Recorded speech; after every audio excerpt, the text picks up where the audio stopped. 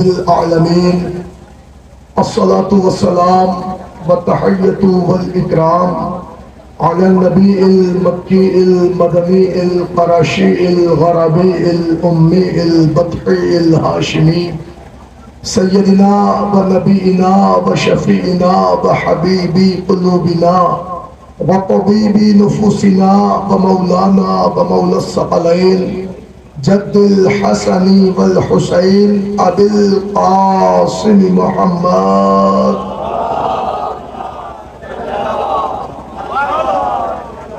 وعلى أهل بيته الطيبين الطاهرين المعصومين المظلومين المنتجبين المنتخبين ولعنة الله على أعدائهم ومنكري فضائلهم ومصائبهم وجلالتهم وسخاوتهم وعظمتهم وعطشهم ومحافلهم ومجالسهم وذكرهم وحقهم وبيانهم أجمعين من الآن إلى قيام يوم الدين. أما بعد فقد قال رسول الله صلى الله عليه وآله وسلم بسم الله الرحمن الرحيم إن لقتل الحسين حرارة في قلوب المؤمنين لا تبرد أبدا. ایک صلوات پڑھ لیں آپ تمامی حضرات.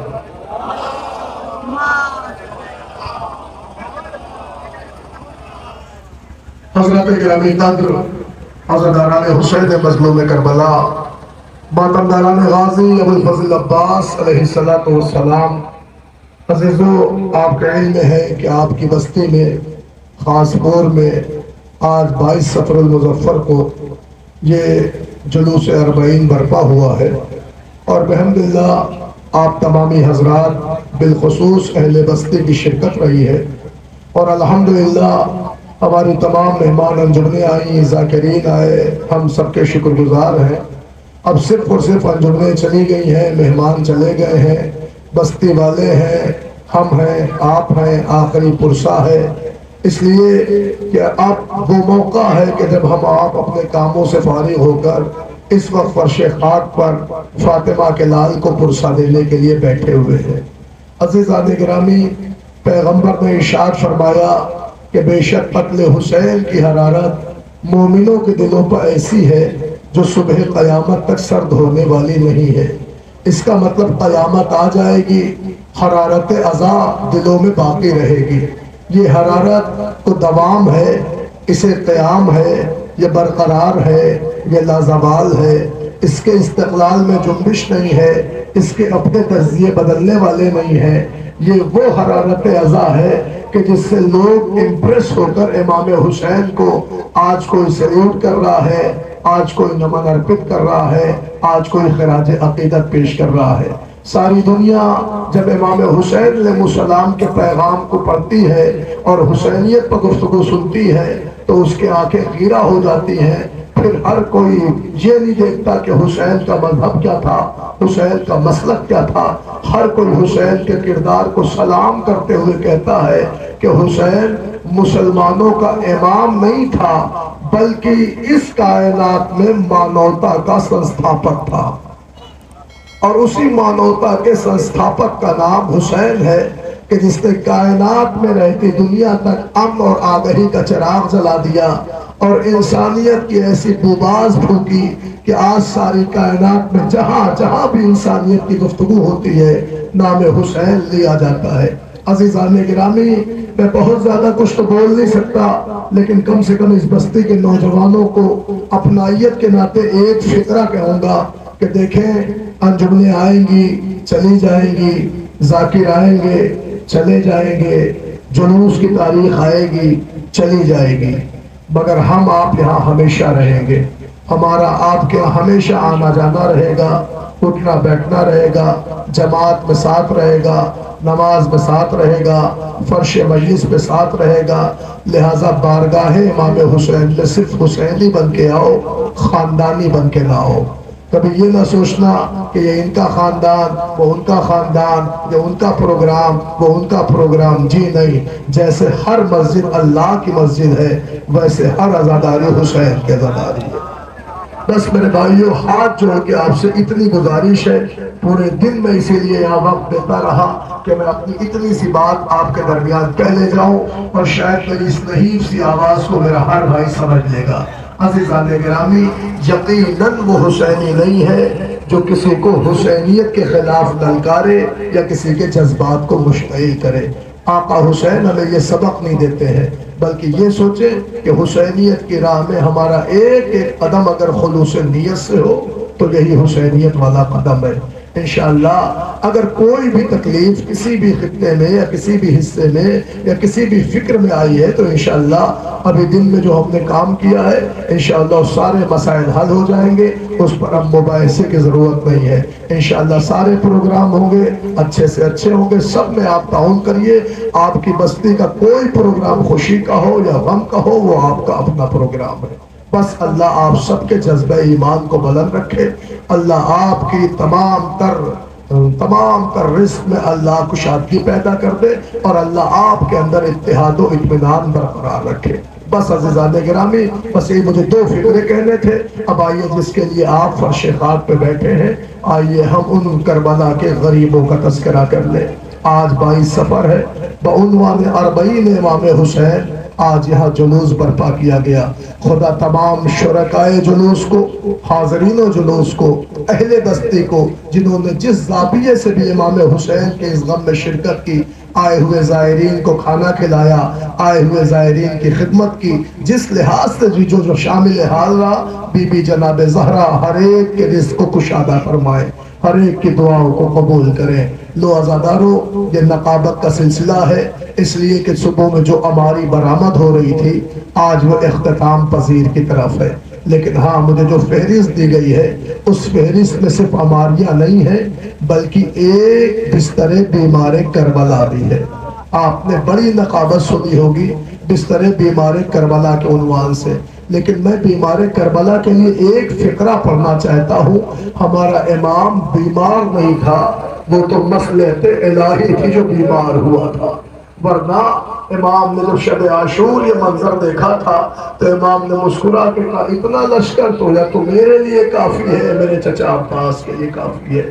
حسین نے یہ تیور دیکھ کے کہا میرے اللہ تیرے مقصد کی کامیابی اسی میں ہے کہ سجاد کو تو بیمار کر دے۔ سجاد کی بیماری مانگی گئی ہے، عباس کو اجازت نہیں دی گئی ہے۔ عزیزان گرامی، یہ ہے حقیقت کربلا۔ سوچو جو کربلا میں بیماری کے عالم میں تھا، بدن تپ رہا تھا، بخار سے جسم جھلس رہا تھا، تاریخ کہتی اس امام کی نظروں کے سامنے 72 یوسف ذبح کر دیے گئے۔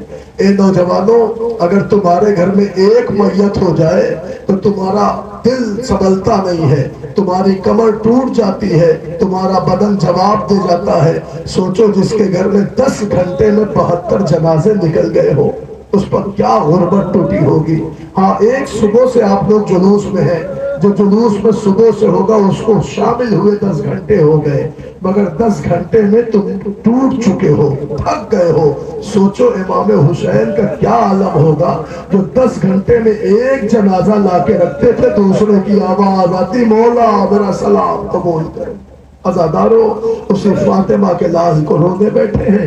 آئیے 2-3 فقرے میں اس غریب کے سناؤں کہ جس سے جب کبھی منحال نے آکے کہا مولا کب تک روئیے گا، شہادت تو گھر کی میراث ہے۔ تو الحمدللہ یہاں سادات کرام بھی بیٹھے ہیں، لیکن فقرہ پڑھوں، میرے امام نے اس وقت پھوٹ کے گریہ کیا ہے، اور ایک فقرہ کا منحال شہادت گھر کی میراث تھی، مگر یہ کیا کہ ماں بہنوں کا بلوے عام میں ننگے سر جانا، کیا یہ بھی ہمارے گھر کی میراث تھی۔ اللہ اکبر، اتنا روتا تھا میرا مولا کہ وضو کا پانی آتا تو مضاف ہو جاتا، اتنا روتے تھے۔ آپ کو کیا لگتا ہے مجلس میں بیٹھتے تھے تب روتے تھے؟ نا، سجاد تو ہر لمحہ بابا کو روتے، قصاب دیکھ لیتے چیخ کے رو پڑتے تھے، کسی جوان کے سر پہ صحرا بنتا تھا سجاد ماتم کر کے روتے، وہ علی اکبر۔ اللہ اکبر، یہ سجاد کی غربت تھی۔ مسلسل میرا مولا روتا رہا، جو امام 40 برس روتا رہا نا، تاریخ کہتی ہے اسے 25 محرم سن 95 ہجری کو اسے شہید کیا گیا۔ جب میرے مولا کی شہادت ہوئی ہے تو امام محمد باقر نے جب غسل کے لیے میرے امام کا لباس اتارنا چاہا تو جیسے ہی کمر پہ میرے مولا کی نظر پڑی ایک چیخ ماری اور رو کے ایک جملہ کا ہائے لنگر کا زاغ میرے بابا کی کمر کی ہڈیاں توڑ گیا۔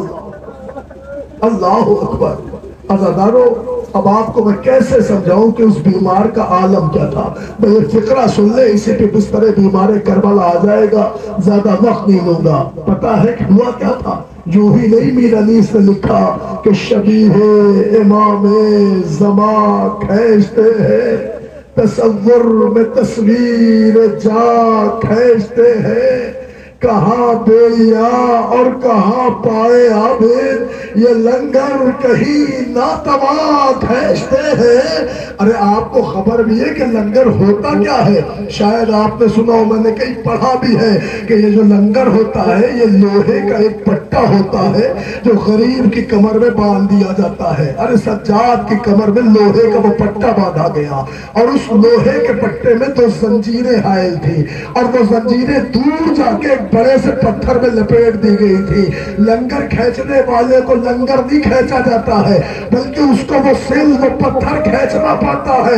سوچو لنگر جس کے کمر میں باندھا گیا وہ کربلا سے کوفہ، کوفے سے شام تک رکوع کے حالت میں لنگر کھینچتا رہا۔ یہی وجہ تھی کہ جب عابد بیمار کا جنازہ اٹھا تو جنازے سے پہلے باقر نے غسل دینا چاہا، اب جیسے ہی پیرہان اٹھایا کیا دیکھا؟ کمر میں زخم تازہ۔ باقر نے رو کے کہا آئے میرے بابا، آپ کے کمر کا زخم بھی تازہ۔ اجرکم اللہ۔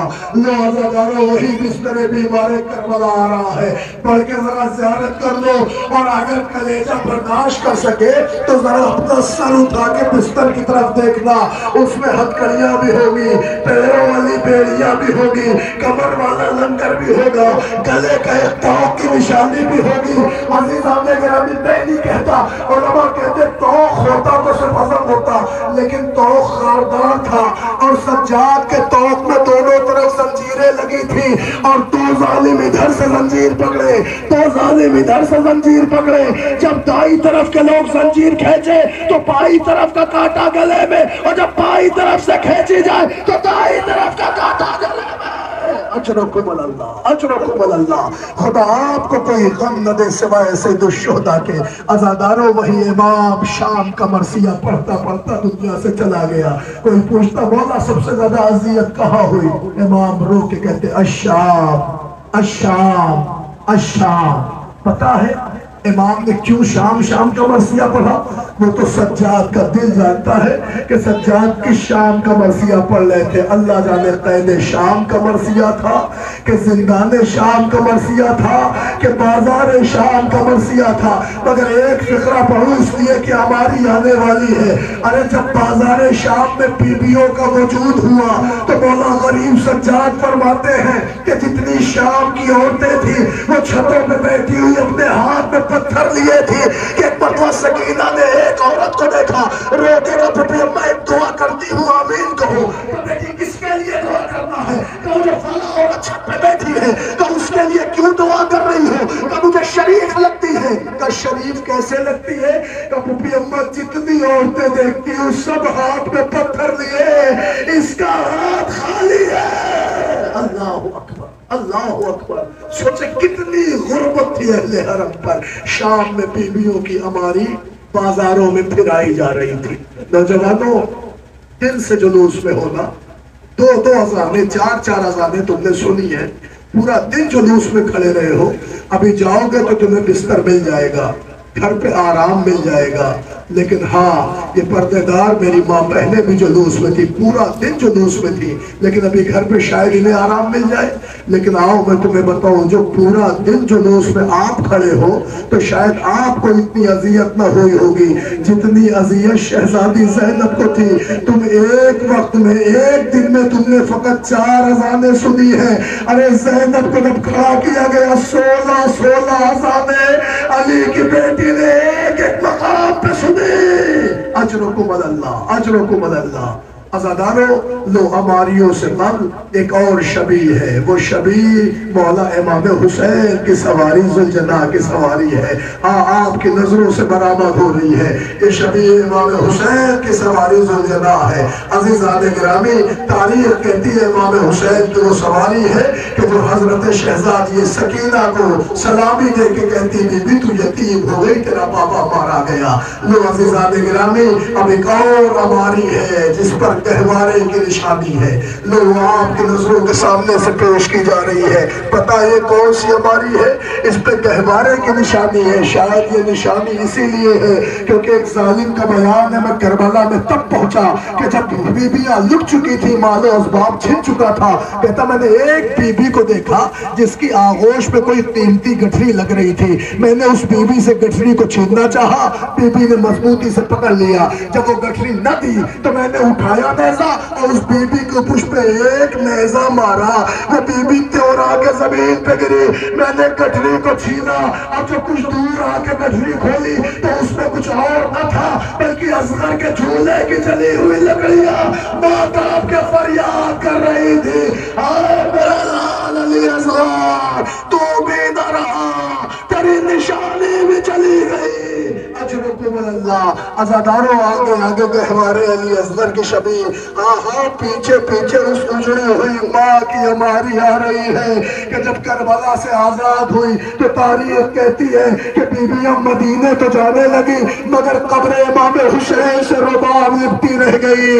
زینب نے آگے کہا بھابی مدینے چلیے، ہم سب وطن جا رہے ہیں۔ ارے رو کے اس بی بی نے کہا بی بی آپ مدینے جائیں، آپ جائیں گی تو سر پہ وارث کا سایہ ہوگا، مگر وہ کیا بات مدینے جائے کہ جس کی مال بھی اجڑ گئی، گود بھی اجڑ گئی۔ اجرکم اللہ۔ لو عزادارو منزلیں تمام ہو گئی، بس ایک اماری ہے، ایک اماری، ٹھہر جاؤ بھائی، ایک اماری ہے۔